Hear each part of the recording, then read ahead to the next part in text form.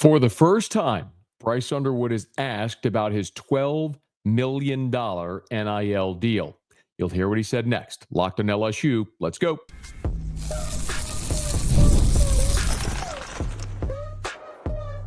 You are Locked On LSU, your daily podcast on the LSU Tigers. Part of the Locked On Podcast Network, your team every day. Okay, let's get it. It is Locked On LSU, your team every day. I'm your host, Matt Moscona. Thanks so much for making us your first listen. We're free, available wherever you get podcasts, of course, on YouTube as well. So please subscribe. As always, one of the fastest ways to help us grow is by leaving your comments below. Today's episode is brought to you by FanDuel. The NFL playoffs are almost here, but it's not too late to get in on the regular season action with FanDuel, because right now, new customers can finish the season strong with $250 in bonus bets if you win your first $5 bet. Visit FanDuel.com to get started. Some significant line movement in the LSU Baylor game, which is coming up on Tuesday. We'll talk about that. I want to give you an opinion on who I think are going to be the top impact transfers or the top impact transfer for LSU among the 13 already committed and or signed. We'll get to that. But the college football recruiting world, and certainly LSU football, was rocked seismically the Thursday before signing day when Bryce Underwood, the five-star quarterback out of the state of Michigan, the number one player in the country, argued by some to be the top-rated quarterback prospect in maybe 20 or 30 years, who had been committed to LSU for nearly a calendar year, flipped to the University of Michigan. And since then, we've heard a lot of different opinions. We heard Sharon Moore on signing day talk about Bryce Underwood ultimately committing to Michigan. We've heard Dave Portnoy, in no uncertain terms, tell the story of how he got connected with Larry Ellison's wife, Jolie, who is Larry Ellison, of course, the founder of Oracle, worth about $250 billion, and how they were able to put together that NIL package. And I told you the day Bryce Underwood flipped, and I said it right here on Locked On LSU. I tweeted it, and I said literally within an hour of Bryce Underwood's announcement, I recorded an episode of Locked On LSU, and I spoke to someone familiar with LSU's NIL efforts, and was told LSU topped out at $1.5 million per year for Bryce Underwood. It would have been a 4-year deal, $6 million over 4 years. And that Michigan doubled it. It was a $12 million NIL deal from Michigan. Tweeted it, told you right here on Locked On LSU. That tweet went viral, and it's something that, quite honestly, everyone has referenced. Go Google Bryce Underwood, $12 million. Nobody else has reported that. I did, and everyone has used it. Well, Bryce Underwood, while obviously he did signing day media, but wasn't asked anything of significance, for the first time, was asked point blank about the $12 million reported NIL offer. He was on a podcast called Kicking It with D. And incidentally, D, the host, has a co-host who is former LSU punter Brad Wing, incidentally. The podcast is on YouTube or wherever you get podcasts if you want to go check out the entire interview. They spent about an hour with Bryce Underwood. And incidentally, the three of them are playing video games. They're playing NCAA college football 25. And so they're playing the game, streaming as they're playing the game and talking about this whole process, the recruitment, everything therein. And what was very striking to me is how disinterested Bryce Underwood was in answering any of these questions about flipping. They were very short answers. You're going to hear audio, and I'll explain them. I'll set them each up, but I want to also explain that some of them are edited short because there's cursing, and I didn't want to play that here. So you can go listen, and I don't have anything against cursing, but if I didn't want to bring that here to Locked On LSU, but if you want to go listen to it in full context on their podcast, you can. But first, he was asked why he flipped from LSU to Michigan. Really, it had nothing to against LSU or anything like that. Yeah. Mainly my family and the best situation for me. Really. Yeah. So that was just the main part that played in it. So. Okay. Nothing against LSU. It was my family in the best situation for me, which is not surprising. Bryce Underwood lauded his time at LSU. Bryce Underwood was in Baton Rouge for the Alabama game just a couple of weeks before he flipped.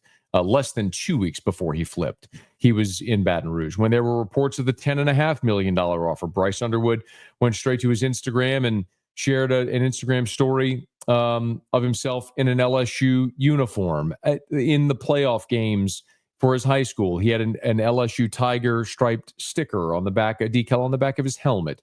Bryce Underwood loved LSU. He had a great relationship with Joe Sloan. They had the NIL deal worked out. He had been to LSU a half dozen times on his own dime with his family. This is no surprise. The kid loved LSU, picked LSU, wanted to be at LSU for all the reasons in past eras that players would pick a school. And Brad Wing asked him further about LSU, and Bryce Underwood confirmed all this, that he loves LSU. It's nothing but loving at LSU, you know. They give a bunch of support, you know. Their atmosphere is insane, you know. So it was just a crazy experience that I love being around. So crazy experience. I love being around. But he ended up picking Michigan. And the host, D, from Kicking It with D, asked point blank, let's get to the elephant in the room. Is the $12 million real? Now, Bryce Underwood starts by sort of chuckling and evading the question. There's a few friendly expletives. And then he gets to the answer. Yeah, you over here asking questions, getting cooked. Watch out! I'm just trying to get the answers out of you, bro. Is it true? They blessing you like that?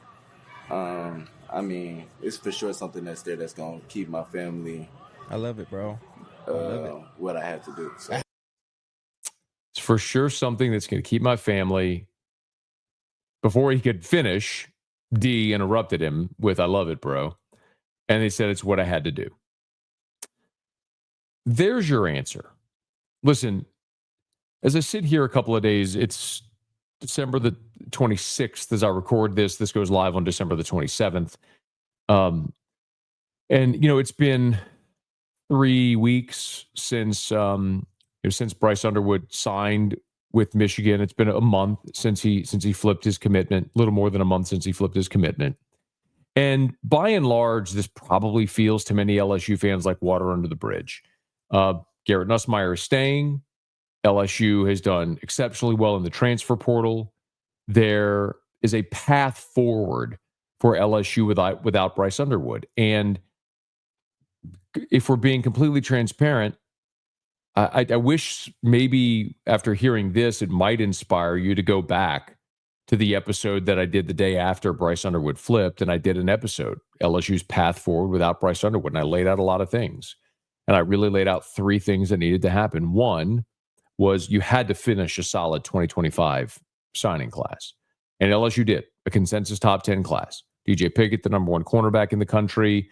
You flipped Solomon Thomas, a 5-star interior offensive lineman. You got Karius Kern, who's a ready-made interior offensive lineman. You signed 4 defensive tackles from Brad Davis, excuse me. You got one of the top 100 overall players in the country, one of the top linebackers in the country, Charles Ross.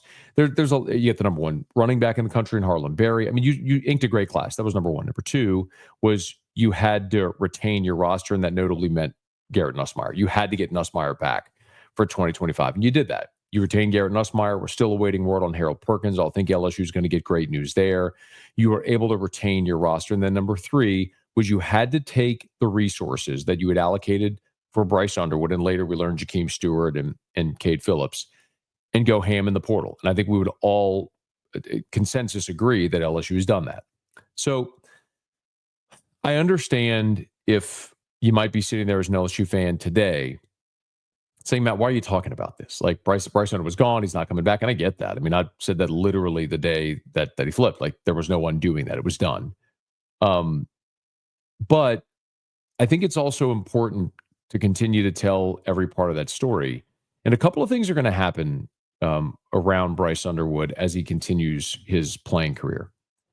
You know, when you're still in high school, you're a signee before you actually show up on campus, you can hide. You can hide. And I'm not suggesting that there's nefarious activity or anyone's going to go to get Bryce Underwood, but it's only going to get more difficult because he's going to be in forced media situations and he's going to be asked more and more about this NIL situation. One of the things Dave Portnoy said pretty openly was that he wanted Bryce Underwood to do media for Barstool. And so in that ecosystem, yes, he's going to be asked plenty about this. So he's going to have to talk about it and answer for it. And from an LSU perspective, it's probably nothing more, than saving face publicly to understand that Bryce Underwood didn't flip because he loved Sharon Moore or he wanted to be a Michigan man or wanted to stay close to home or any of those things. Because if any of those things were the deciding factors for him, he would have never committed to LSU and wouldn't have stayed solidly committed for a year. Remember, Bryce Underwood didn't visit Michigan's campus for a year and a half. June of 2023, the summer of 23, remember, that's the summer before Michigan's national championship season. Jim Harbaugh was still the coach. That was the last time Bryce Underwood visited Michigan's campus until this bonkers NIL offer came into play, and you heard him say it. He did what? Look, let's hear it again. He did what he had to do for his family. Yeah, you over here asking questions, getting cooked. Watch out! I'm just trying to get the answers out of you, bro. Is it true they blessing you like that? I mean, it's for sure something that's there that's gonna keep my family. I love it, bro. What I had to do. So. It's what I had to do. He's giving you the answer. So if there's any lingering resentment or any lingering question in your mind, there's your answer. And it's only going to become more and more crystallized as time goes on. I just think what will be most interesting is what happens with Bryce Underwood on the field. Michigan boosters here committed a gigantic sum of money to him. And how quickly will he be able to turn that into a return on that investment? And I don't know that he will be able to do it soon or that he'll be able to do it at any point. But in a different era of college football, you absolutely make that kind of investment. In this era of college football, you make that kind of investment into a proven starter that's going to help you immediately. And I don't know that Bryce Underwood's going to do that immediately at Michigan, but the expectation of him doing that will be there. And if it doesn't happen, does Bryce Underwood finish his career at Michigan? It's going to be a very interesting conversation. And money changes every conversation. It's like when A-Rod got a $250 million contract. It seems small now relative to baseball contracts. But when the Rangers gave A-Rod a 10-year, $250 million contract, it changed every conversation about A-Rod because it was always the money that everybody talked about. When you looked at Jimbo Fisher's contract at Texas A&M, it changed every convo about Jimbo because of the money he was getting. And that's always going to be the case. And it's going to be the case with Bryce Underwood as well. Fair, unfair, right, wrong, indifferent. LSU is going to be part of that story. And it'll be an interesting test case for the future of college football and how rosters are built based on what happens with this Bryce Underwood experiment, because Michigan went all in. And LSU wasn't willing to go where Michigan did. And I think LSU made the prudent decision, as difficult as it was at the time. I think they made the right decision to focus on their roster instead of one player. And time will tell if it was the right decision. But we'll continue to follow it, no doubt. Okay, it is Locked On LSU. We're glad to have you aboard with us here. LSU used a lot of that money for Bryce Underwood to go ham in the portal. So who do we expect are going to be the biggest impact portals immediately? We'll talk about that next. Locked On LSU, your team every day. Today's episode is brought to you by Rocket Money. Did Rocket Money help you find any subscriptions that you forgot about or that you were paying for twice? That's happened to millions of people. Few subscriptions you didn't know you were paying for, and Rocket Money makes it so easy to track them all down. It's like having a personal assistant for your finances. Rocket Money is a personal finance app that helps find and cancel your unwanted subscriptions. It monitors your spending. It helps lower your bills so you can grow your savings. It brings everything together in one place, whether it's subscriptions, your spending habits, or even the goals that you want to hit this year. Rocket Money has over 5 million users and has saved a total of $500 million in canceled subscriptions, saving members up to $740 a year when using all of the app's premium features. So check out Rocket Money. Cancel your unwanted subscriptions. Reach your financial goals faster with Rocket Money. Go to rocketmoney.com/locked-on today. That's rocketmoney.com/locked-on, rocketmoney.com/locked-on.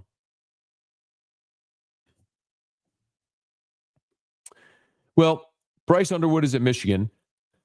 In the meantime, LSU has inked a dynamic portal class. My buddy Hunt Palmer over at 1045 ESPN Baton Rouge and LouisianaSports.net put out a station survey to all of our staff over at 1045 ESPN Baton Rouge. And he asked us, who do we feel is the biggest impact transfer, the most immediate impact transfer for LSU? And my answer was pretty simple. I said, pull a name out of a hat. And I believe that at this moment, with 13 portal additions, there are no less than 6 that are going to be starters. As of right now, no less than 6. And I still believe, as we've talked about quite a bit here on the podcast, that LSU has silent commitments from an offensive tackle and a safety. So I do believe they're not done. They're going to add at least 2 more, and guys that are likely going to be immediate starters. So I won't bury the lead. My answer was Bauer Sharp, the tight end from Oklahoma. And I think my answer is Bauer Sharp because you're replacing the greatest receiving tight end in program history in Mason Taylor. Brian Kelly loves to use and utilize and feature the tight end. And LSU literally doesn't have another option. You know, you've got J.D. LaFleur, the true freshman, coming in, but that's it. Like, those are your 2 scholarship tight ends. Now, Trey'Dez Green could kick back and play tight end, and you could add another tight end in the spring portal window, or there are other options, right? JUCO. You can go to different places to add another tight end, but as of right now, you've got 2 and then 3 if you count Trey'Dez Green. So, considering how important the tight end position is to the LSU offense, and you're losing Mason Taylor and you don't have another option, Bauer Sharp has to work. Like, he has to be a step-in, immediate impact guy. It was interesting because several of our staff members mentioned Braylon Moore, the center from Virginia Tech, 2-year starter at center. And make no mistake, LSU's center position in 2024 with DJ Chester was the weak link on the offensive line. So you had to go get an immediate impact guy at center. But DJ Chester does have a year's experience starting at center. Is it plausible to think another year of growth and development in the offense and physically in the weight room and training room that he could become better next year? Sure. And he started every game this season at center. So, yes, I mean, that was a weak link, and you addressed it with a strong player. That's an incredible upgrade, not even deniable. But you had a guy that started a full season at center there. Patrick Payton, Mansour Delane were a couple of other ones. But, and I do agree, I think Patrick Payton is probably the answer otherwise. Because you're talking about a guy that's a proven FBS pass rusher, more than 31 TFLs, or 16 career sacks, and he's done it at the Power 5 level at Florida State. And you're losing both Braden Swinson and Savion Jones. So bringing in a guy at 6'5", 250, the prototypical edge, who is an experienced pass rusher, absolutely. It's a massive addition for LSU getting Patrick Payton as part of this transfer portal class as well. I think if you were going to look at one offense, one defense, I would probably go Bauer Sharp and Patrick Payton. And there's others. I mean, when I look at no less, as I said, than 6 starters, immediate: Bauer Sharp, Braylon Moore, Patrick Payton, it's 3. I think Mansour Delane is going to start somewhere. Corner, safety. He's for Virginia Tech defensive back. That's 4. I believe either Jamari Butler or Jack Pyburn will start at the other defensive end. That's 5. And then Nick Anderson, Barian Brown, a receiver, one of those guys will be a starting receiver. Remember, you only turn one of your top 4 pass catchers from a season ago. So one of those guys, maybe both of them, will step up into that role with Aaron Anderson. Now, maybe Chris Hilton takes a big leap forward. We'll see. And then you also have you have Jackson as well, and bringing in a starting cornerback. So, that's at minimum 6. And I still think you're adding an offensive tackle and a safety. Brian Kelly said that. I think they're going to be starting caliber players. So I think you'll end up getting to 8. So really pull a name out of a hat. But if I had to go one on each side of the ball, I'd go Bauer Sharp at tight end and probably Patrick Payton at defensive end as the biggest immediate impact guys that the LSU just had to get. But you've got, I think, no less than 6 immediate impact starters for next year. Something that you were able to do because of the money you freed up by not overspending on the high school class. And I think at this point, we're all going, probably a prudent decision. All right, it's Locked on LSU.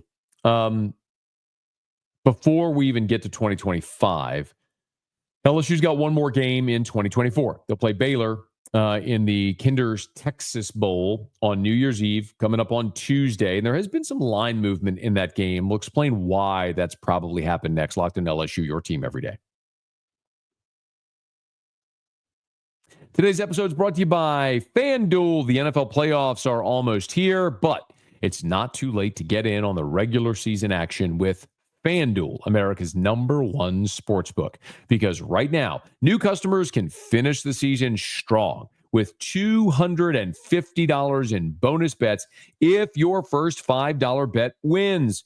FanDuel has so many ways for you to pick up a W. If you love to bet on props, like which player will score a touchdown, team totals, how many points will each team score, it's thrilling. It's a great, fun way to watch the game. You can win money, too. And not only can you bet on who will win the game, but other things like prop bets. You can look for individual player props, passing props, rushing props. So many ways to win there at DraftKings. I love putting together LSU alumni parlays where you take overs for Joe Burrow and Jamar Chase and Justin Jefferson, but you make your own at FanDuel. Visit FanDuel.com to join today. That's FanDuel.com for your chance at $250 in bonus bets. Make every moment more with FanDuel, an official sportsbook partner of the NFL.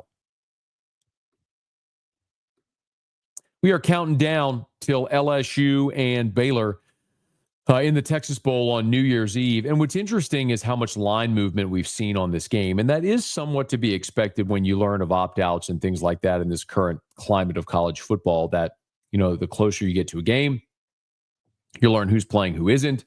And that could cause massive movement with point spreads. Well, when the game was initially announced on December the 9th, LSU opened up as a 3-point favorite. LSU is a field goal favorite over Baylor.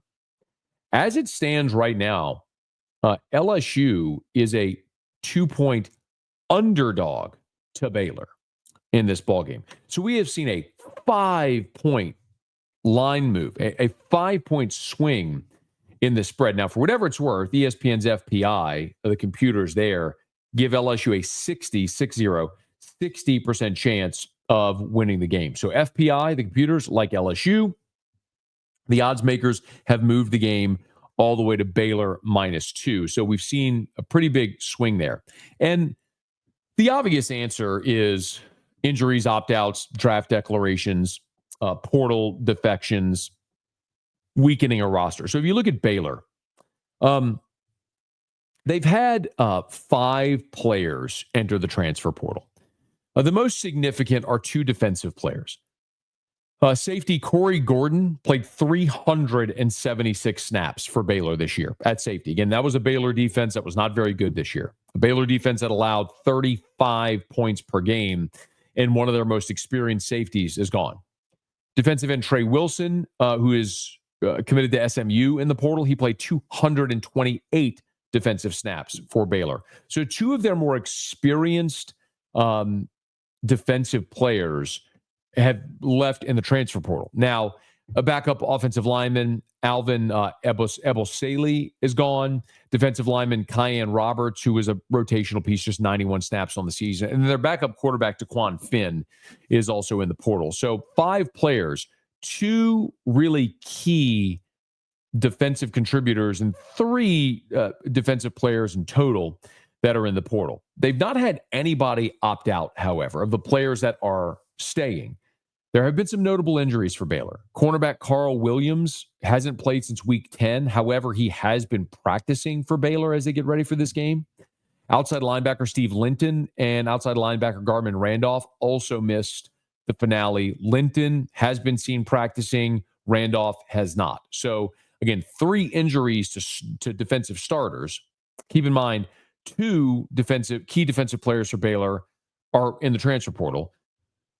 3 key injuries on the defensive side, but 2 look like they're going to return.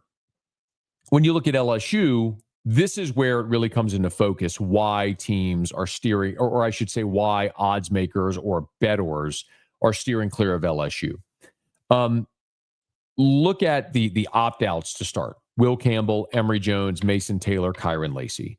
That's your bookend tackles and your 2 of your top 3 pass catchers in Lacey and Taylor.